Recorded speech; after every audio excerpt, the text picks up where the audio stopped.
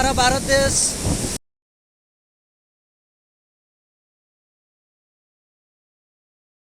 में विकास, जैसे कि आप लोग देख रहे हैं, ये हमारे पीछे कितना विशाल समुद्र। अभी शाम का समय है, इस समय लहर थोड़ा ज़्यादा ही होता है और लहर का आकार बड़ा ही होता है।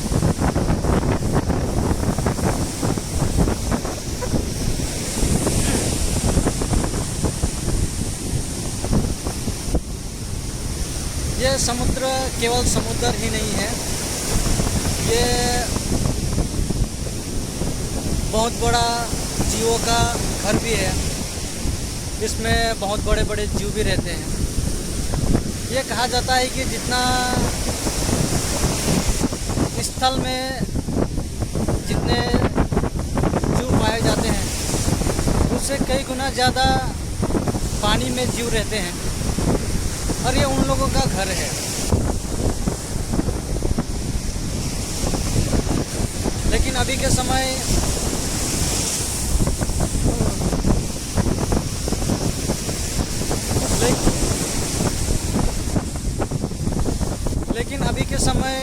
लोगों ने इस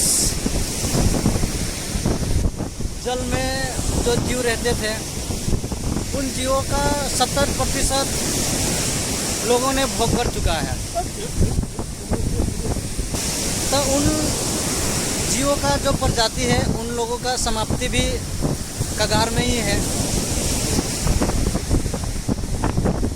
और अभी हम लोग जितने भी जल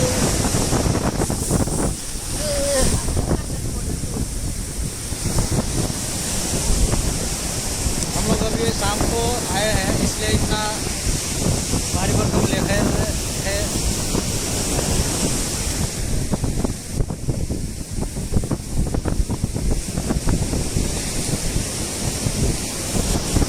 आने वाला समय ये जो जल प्राणी है, जो जल जीव है, उन लोगों का भी संख्या लगभग समाप्ति होने वाला है, क्योंकि हम लोग अपना जो संख्या जो बढ़ा रहे हैं, जिस कारण अन्य जीव जंतु का संख्या घट रहा है। दिन प्रतिदिन हम मनुष्यों का ही संख्या बढ़ते जा रहा है। और विशेषतर हम लोगों का जो भारत है,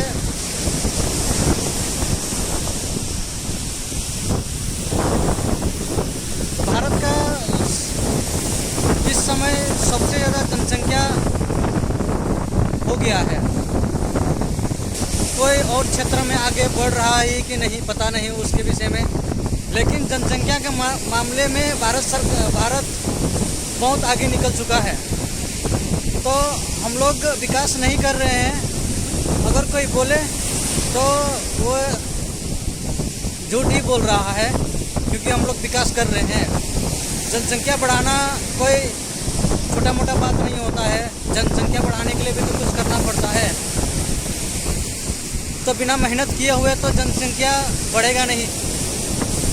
तो कर तो रहे हैं हम लोग। तो अभी का जो विकासवादी लोगों का जो सिद्धांत है, मानना है, उन लोगों का सिद्धांत यही है कि विकास का मतलब होता है करना।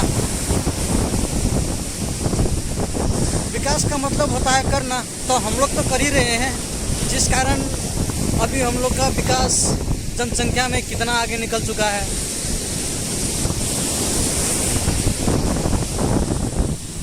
और आने वाला समय ये जो जनसंख्या का विस्फोट हम लोग देख रहे हैं, सबसे ज़्यादा प्रभाव क्लाइमेट चेंज को लेकर इन्हीं लोग के ऊपर पड़ेगा,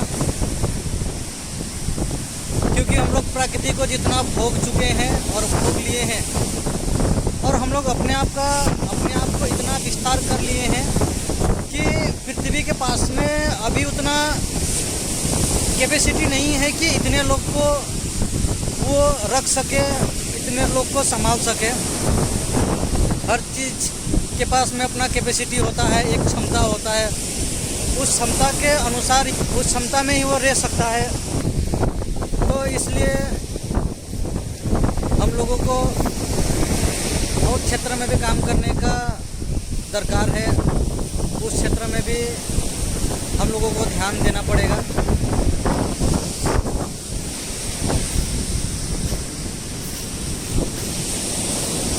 ये मेरा दोस्त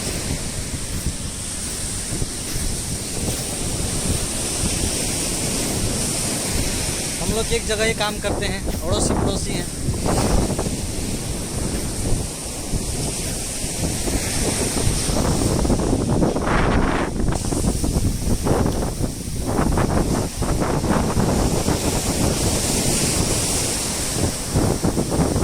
ये शाम का समय है, इस समय थोड़ा लहर थोड़ा ज़्यादा ही आता है।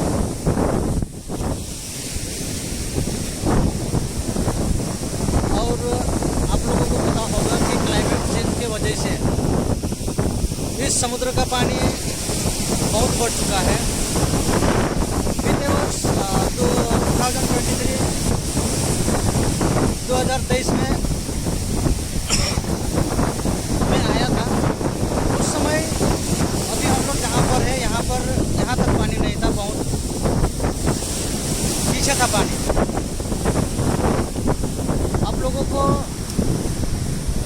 ये जो दिखाई दे रहा है पत्थरों का, ये नहीं लगा हुआ था 2023 में, ये सब नहीं लगा हुआ था। ये इस वर्ष लगा है, क्योंकि क्लाइमेट चेंज की वजह से, जलवायु परिवर्तन के कारण हमारे ग्लेशियर का जो पहाड़ है वो दिन प्रतिदिन वो पिघलते जा रहा है, जिसके कारण जो समुद्र के पानी में बढ़ोतरी देखने को मिल रहा है।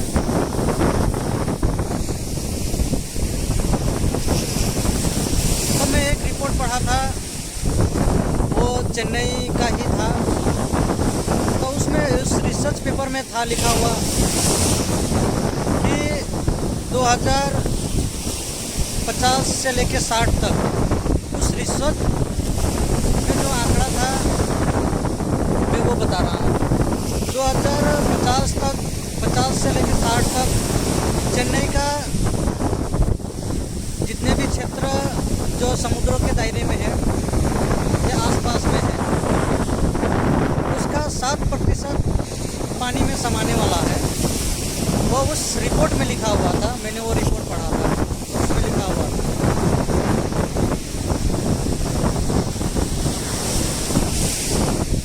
तो ये होने वाला है आने वाला समय क्लाइमेट चेंज के कारण।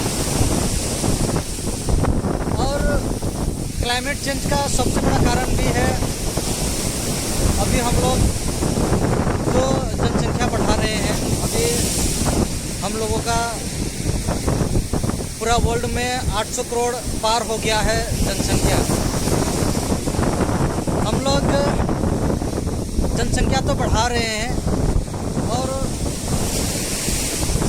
उसके लिए कुछ नहीं कर रहे हैं, और क्योंकि हम लोग कर भी नहीं सकते हैं। हम लोग तो जनसंख्या बढ़ा लेंगे, लेकिन दूसरा पृथ्वी कहाँ से लेके आएंगे।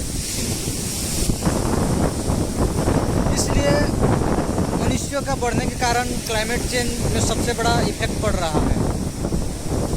और आने वाला समय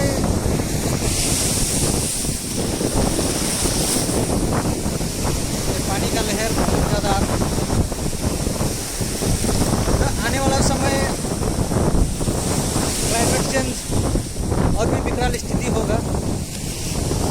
और इसके लिए रोकथाम के लिए हम लोग अभी उतना कर नहीं सकते, क्योंकि एक लूप में घुस गया है ये क्लाइमेट चेंज। अभी जितना गर्मी बढ़ेगा तो गर्मी बढ़ेगा, उस गर्मी से हम लोग निजात पाने के लिए, ठंड पाने के लिए उपाय लगाएंगे। उस कारण क्लाइमेट और भी प्रभाव पड़ेगा। उसके लिए हम लोग को और हीट का उपयोग होगा, उसके कारण प्रकृति और भी गर्म होगा। उस गर्मी के लिए फिर हम लोग उस गर्मी से निजात पाने के लिए फिर हम लोग और कुछ उपाय करेंगे, उससे फिर प्रकृति गर्म होगी। तो ये प्रकृति एक लूप में घुस चुकी है। तो इसका रिकवरी अभी बहुत मुश्किल हो गया है। अब लेकिन देखते हैं आगे क्या होता है।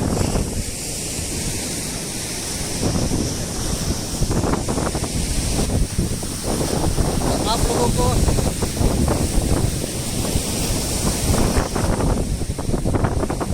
मैं इतना ही कहना चाहता हूँ कि आप लोग इस समय क्लाइमेट चेंज को लेके विचार विमर्श कीजिए।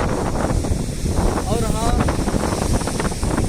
हमारे आचार्य प्रशांत जी से जुड़ना ना भूलें।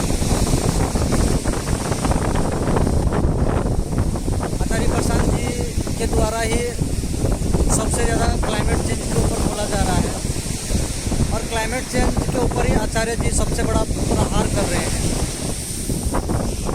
तो आने वाला समय क्लाइमेट चेंज की वजह से क्या क्या होने का संभावना है, आप हमारे संस्था में आइए, जिसके माध्यम से आपको पता चलेगा।